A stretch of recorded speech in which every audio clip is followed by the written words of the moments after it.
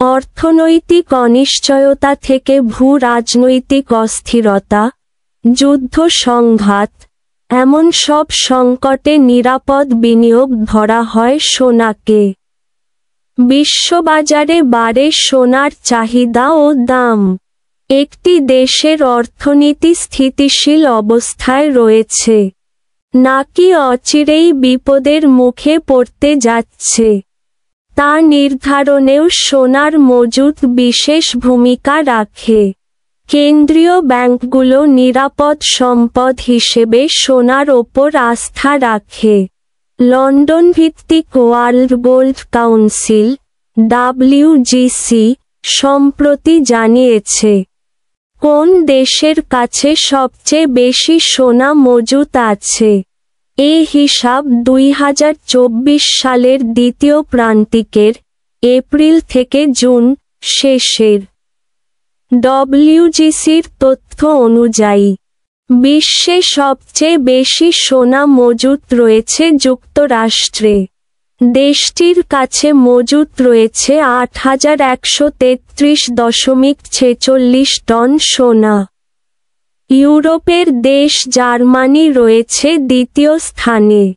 দেশটির মজুত 3351.53 টন সোনা। তৃতীয় অবস্থানে ইউরোপের আরেক দেশ ইতালি। দেশটির রয়েছে 2451.84 টন সোনা। এর কাছাকাছি অবস্থানে আছে ফ্রান্স। দেশটিতে 2436.97 টন সোনা মজুত আছে। কোন কোন দেশের কাছে সবচেয়ে বেশি সোনা আছে? সোনার মজুতে রাশিয়ার অবস্থান পঞ্চম।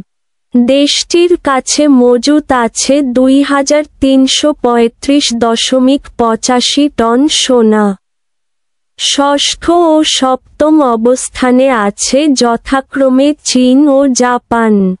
চীনে মজুত আছে 2264.32 টন সোনা।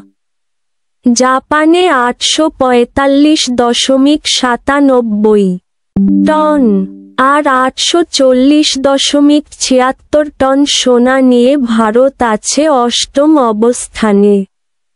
এই ক্ষেত্রে নেদারল্যান্ডস ও তুরস্কের অবস্থান যথাক্রমে নবম ও দশম।